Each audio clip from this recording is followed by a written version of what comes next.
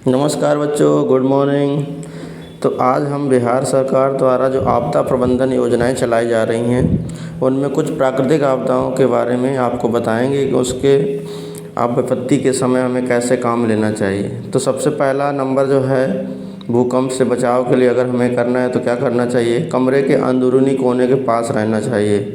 गिरने वाली चीज़ों से दूरी बनाए रखें। सिर को बचाए रखें। और जैसा कि आगे सर बताते हैं कि सिर को किस तरह से हमें अपने सेव करना है। यदि निकास द्वार के पास हैं तो शीघ्र ही बाहर निकल जाना चाहिए, यानी खुले मैदान में चला जाना चाहिए। यदि कमज़ोर मकान में है तो भी शीघ्र निकल जाना चाहिए। यदि मजबूत का मकान है तो वहीं बने रहना चाहिए। अगर उसके दौरान भी हमें कोई दिक्कत होती है तो हमें हेल्पलाइन नंबर, जो टोल फ्री नंबर है और हेल्पलाइन नंबर दोनों है, टोल फ्री नंबर है 1070, इस पर कॉल करके संपर्क करना चाहिए। दूसरी प्राकृतिक आपदा है, आज की सेशन में हम लोग बाढ़ के बारे में बात कर रहे हैं। ठीक है, अगर बाढ़ से सुरक्षित रहने की संपूर्ण जानकारी हम बताएं तो बाढ़ के पानी में कभी भी ड्राइव नहीं करना चाहिए।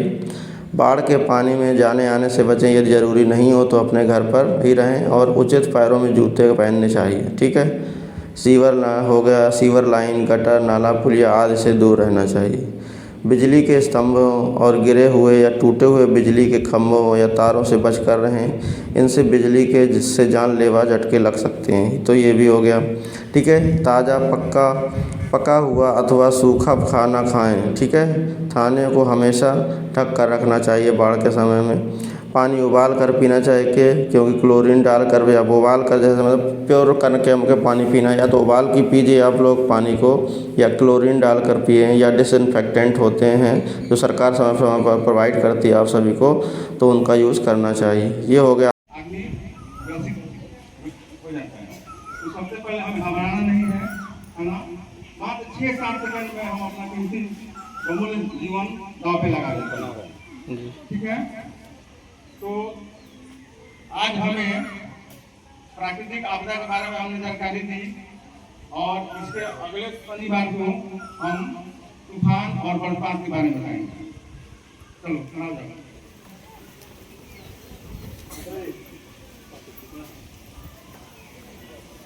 इतना अच्छा जो है सब बताए, और तुम लोग एकदम मौन धारण की तरह से खड़े हो गए। ताली वाली मत बजाना।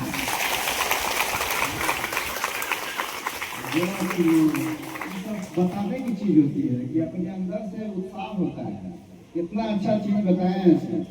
और उसके बाद जितना पंडित जी का था सुना चल दिए अपने गाँव जो है उनको अपने संस्कार होना चाहिए। और दूसरी बात, क्लास में जब जाते हैं तो तुम लोग देखते हैं आधा लोग खड़े होते हैं और आधा लोग बैठे रहते हैं। ये कौन सा संस्कार है? ये एक साथ सबको खड़ा होना चाहिए। तो बाहर से कोई आ रहा है, वहाँ भी वही स्थिति देखते हैं। शिक्षक जा रहे हैं, हम जा रहे हैं, वही स्थिति देख रहे हैं। तो क्लास में एक साथ सब लोगों को खड़ा होना चाहिए। अब देखते हैं कि आगे वाले दो को खड़ा होते हैं, पीछे वाले बैठे रहते हैं। ये कोई तरीका नहीं ना। आराम से जब भी कोई प्रवेश करे तो अभिवादन होना चाहिए। और अभिवादन किस प्रकार से होता है? खड़े होकर। ठीक है ना। और बाहर से कोई व्यक्ति आते हैं जांच वगैरह में, तो तुम्हें खड़े होने के साथ good morning, good afternoon, good evening, ये 3 शब्द को याद रखना हमेशा। इसमें आ गया गुड मॉर्निंग, गुड आफ्टरनून और गुड इवनिंग। इसको समझ लेना। समझ करके जैसे ही कोई प्रवेश करता है, विशेष तौर पर बाहरी व्यक्ति जांच करने की प्रक्रिया में जो है, तो खड़े भी हो तो इस शब्द का तुम्हारे मुंह से निकलना भी चाहिए। बात समझ में आ गया? और खड़े होने में तो बोलते नहीं ना, खड़े हो उसमें क्या दिक्कत? बोलने में तुम्हें खत्म होनी चाहिए। ये सब प्रक्रिया तुम्हें अपनाना चाहिए। देखते हैं कितना खराब लगता है। दूसरी बात, कभी भी तुम्हारे माता पिता किसी का नाम पूछा जाता है तो संबोधन सूचक शब्द जरूर लगाओ उसमें।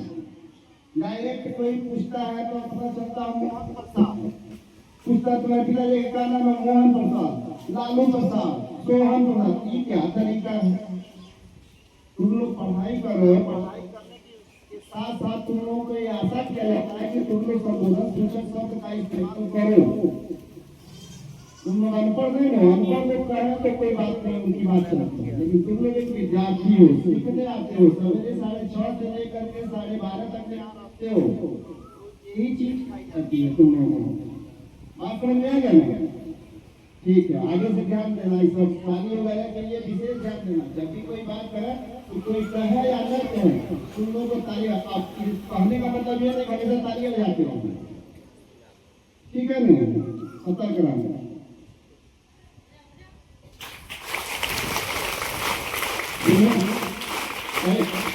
एक मिनट रुक जाओ।